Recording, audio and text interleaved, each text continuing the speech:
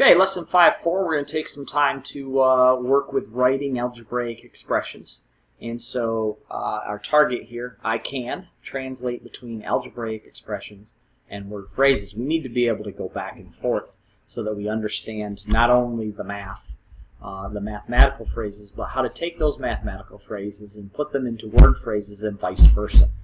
We need to be able to go back and forth. So the first thing that we're going to do is we're going to review some of the key words and terms, okay, very quickly, and then we'll move on into doing some translations. So plus, so I have the key words here, or some of the key words. These are not all of the key words on tiles here in the middle of the board, and I'm going to slide them into the box of the operation in which they belong. So addition, plus obviously is an addition idea.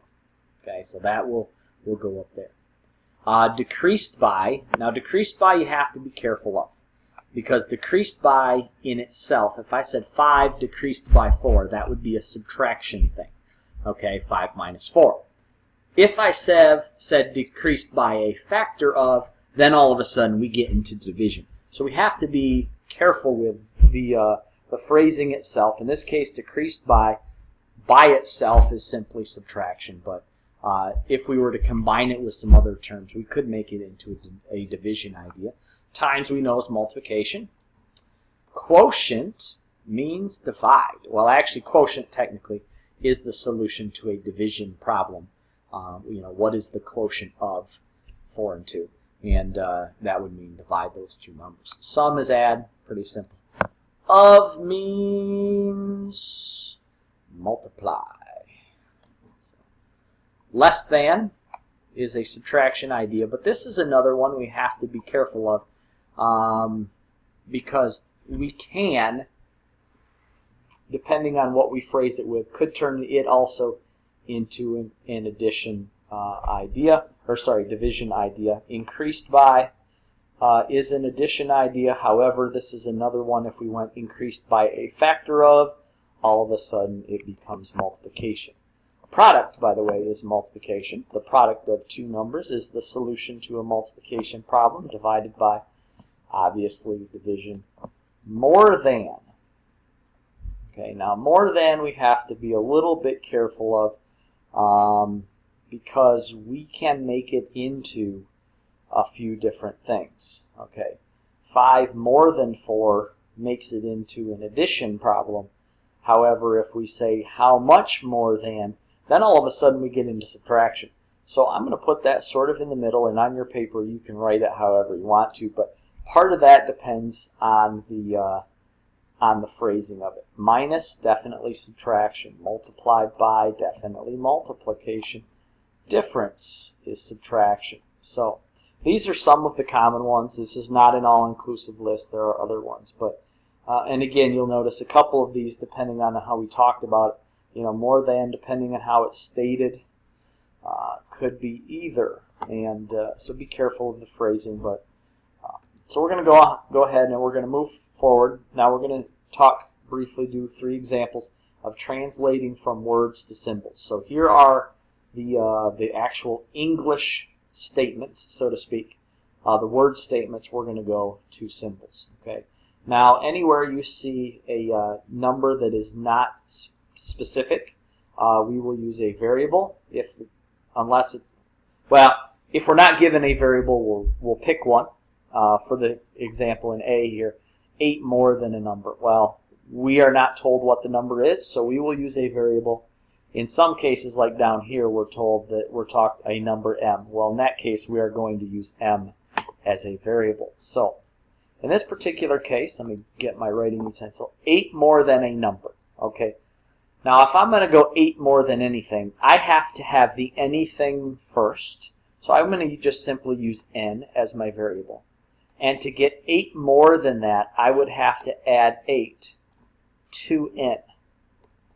So technically, my statement will be my variable, in this case n, plus 8. Now, the one thing about addition, we can add in either order. So if you actually went 8 plus n, it would be the same. But technically, like even if I were even to do this, 8 more than a number 11.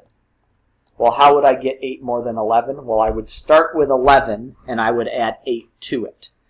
Okay, so in this case, technically, I probably should put my number, my variable in this case, and then add 8 to it. So technically, I should go this way. 7 less than the product of 4 and a number m. Well, we have to understand we have a couple things going on. 7 less the.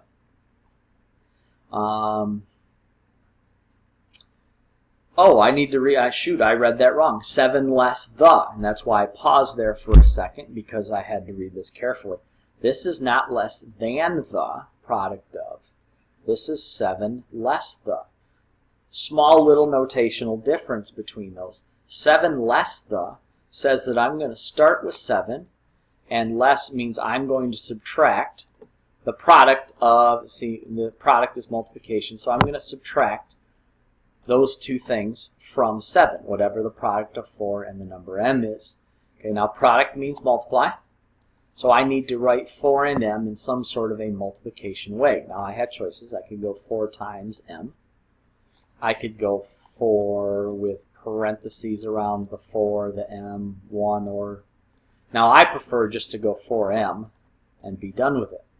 Okay, so in this particular case, this less the is giving me a subtraction, and it's telling me I'm taking this product out of. Now here's the small difference. If, and here is the if this says 7 less than the, less, that's supposed to be less than the.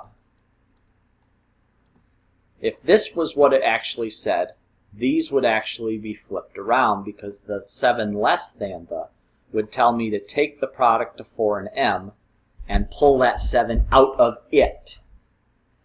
So I have to be careful of the statement. In this case, 7 less the, this is telling me take the 7 and subtract whatever the product is out of the 7. Okay.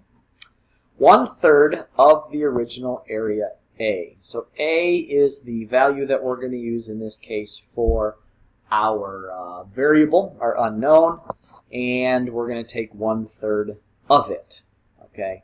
Now you have different ways in which you can do that. If you think about how do I find 1/3 of something, one of the ways here is just to realize that of means multiply.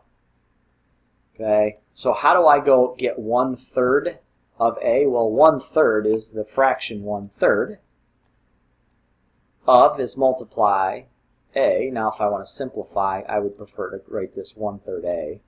That would be my preference. And so 1/3 A would be one way I can write this. Now the other way, common thing, if we wanted to do this as division instead, is to realize, well, how do I take 1/3 of anything? Well, to do that, I would take the anything, in this case the A, and I would divide it by 3. So if I wanted to, let me write or here. Oh, sorry, or, that's a very poorly written or, that's supposed to be an O. Or I could go the A divided by 3. Okay. So it just depends on how you prefer it. And technically, I guess this one would be the one that we want, because it goes by the actual statement. But realizing that dividing by 3 is a way to take a third, we could do that as well. So. All right, so now we're going to go the other way, and we are going to write, we are given symbols in this case, we're going to write some words for it. Remember here that we have multiplication going on here. So we're going to have a multiplication term. We have to remember that this is an exponent, so we have certain terms for exponents. And so I'm just going to go, if I can, in this case I think I can, because multiplication and division, well, multiplication specifically in exponents order is not that big of a deal. So I'm just going to do it this way. I'm just going to go right or left to right. 4 times C to the 3rd power. I'm going to just do it this way though. And please ignore my writing. I could also go 4 times C cubed. That would be another possibility. I'm not going to write it out at this point, but if you want to write it on your paper, 4 times C cubed. You could go, here's one I will write out, the product of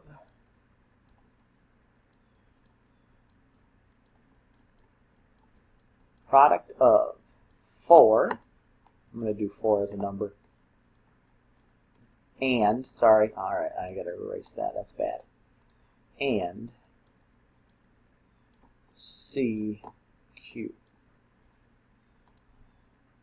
It's one thing when you're writing and sometimes you're thinking of writing, okay, C cubed.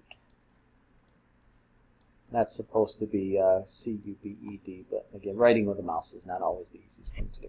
Okay, let's go ahead and I'm just going to write one example in this particular case. C squared. C squared. S-Q-U-A-R-E-D. Sorry, again, poor writing. Plus the product of